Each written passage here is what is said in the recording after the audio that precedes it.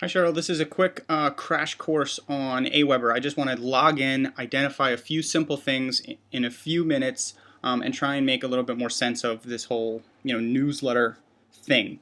So I'm just going to log in, point some stuff out. Only going to be a few minutes, and then I think we'll be able to create some context and go from there. Because I know it's kind of been a confusion thing here. So I went to aWeber. I went to sign in here. I'm going to sign in with your account credentials. So I can see here your list stats, and your list name right here is poised. And a list is just literally, it just means a list of emails. It's just your contact list, your subscription list. So it says subscribers 17.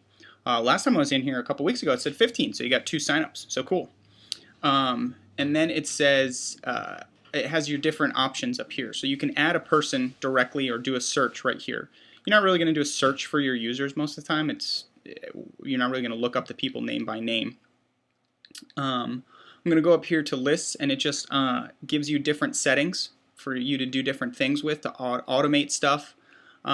Really, you don't need to mess with this. This is advanced features. Don't worry about it. Messages. These are pretty important. Follow-up message, broadcast message, and blog broadcast. This is what aWeber refers to in sending out emails. So a message is an email, a broadcast is an email.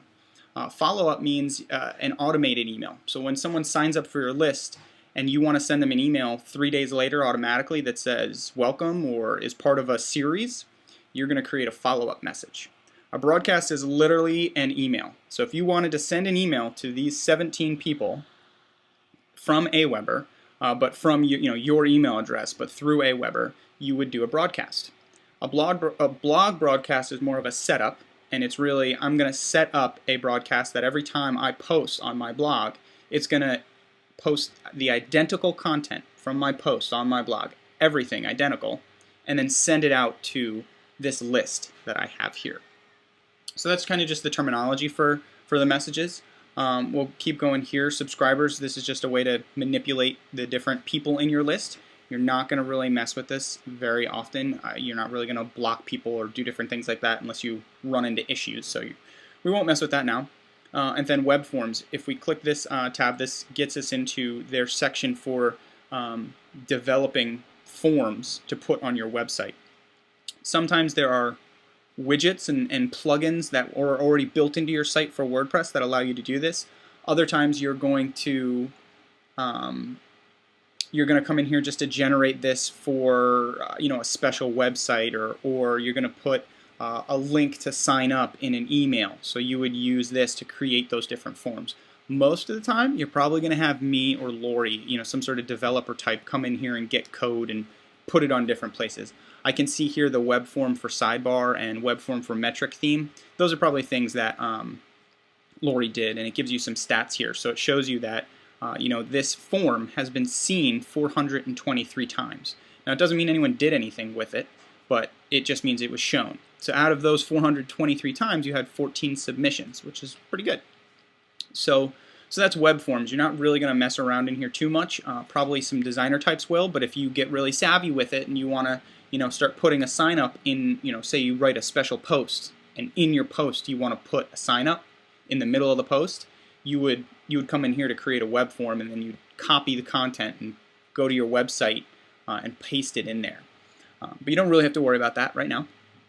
I'm going to go to messages, and we're just going to go over a broadcast really quickly, and then we'll wrap it up. So I clicked on messages and then broadcast here. And then it says it already has 2 broadcasts. So I don't know if this was something generated by the system a while ago, or maybe this was you coming in here and kind of getting familiar. It's not a big deal. I'm just going to go into one of these. These are pending, meaning they're just like drafts, basically. So I'm going to go into one of here and just start to edit it, so you can kind of see the different categories and I can identify them. So when you go into a broadcast, either you hit a new one or you edit a pending one or a draft.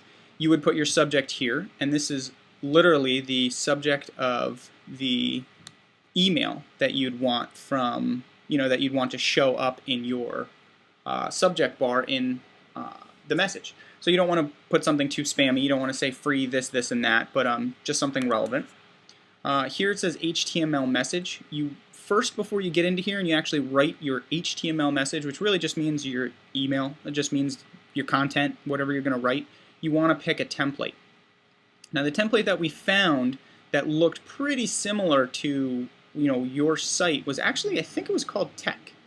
I'm going to click on that right now, and it shows you what it looks like here. I'll have to go back and look at exactly what one we kind of picked, but I think this was it. And you don't necessarily have to use it, and I can customize this, but when you select your template on the side here and hit load, it's going to say it's going to load this onto that HTML message part. So it's going to say if you wrote anything there, it's going to be deleted. Okay, that's fine. So you click load, and it gives you basically just a bunch of junk. This is just a template. So you can come in here and edit all these different things, and it's going to let you just edit this straight up. You can put whatever you want. This is just junk content for you to modify. You can get rid of tons of different content. You can keep it as it is and mess around with all this stuff. This is the one that I suggested. Maybe you could come in here and we can put manually. You can put a date and then put the post of your last blog post. So you can put my last blog post. And then you can highlight this and make this a link with this button right up here. And then you can put in the URL, which is the link of your post. Something like, we'll just do apple.com for now. And see, that makes this link, this text right here, a link.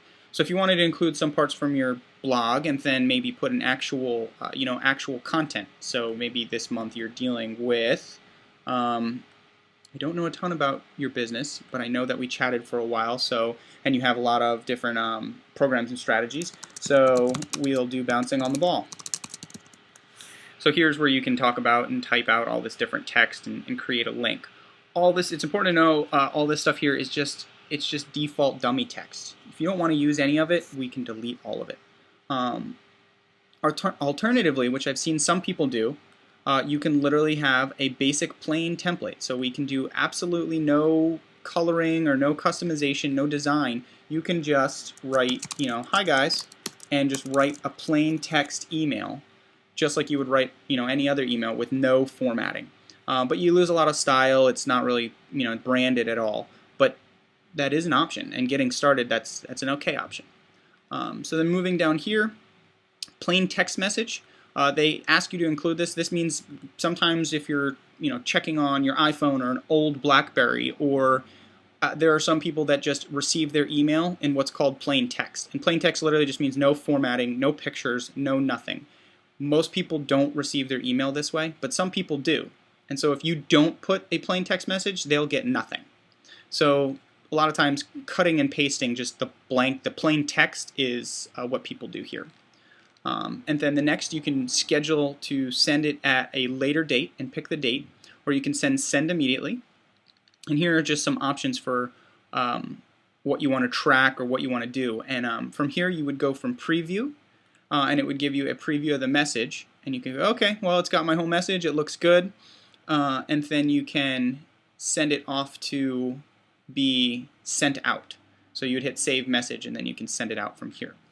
So hopefully that clarified a few things in the aWeber backend, and kind of how it's connected to your website and how you can push out messages, or what aWeber calls broadcasts, to your list. We can follow up from here. I'm glad to do some hands-on stuff, or I can create another screencast. Or whatever we talked about earlier was creating you your own template. So we can pick out a template from here, and I can customize it just so it's perfect to you. So when you come here and pick your template, it'll be a specific Cheryl Dolan template, and it will load default text and dummy text and things like that specific to you. So we can create a little template that works perfect for your style and how you're going to start up your newsletter. So I hope that was useful to you, Cheryl. We will talk soon. Thanks.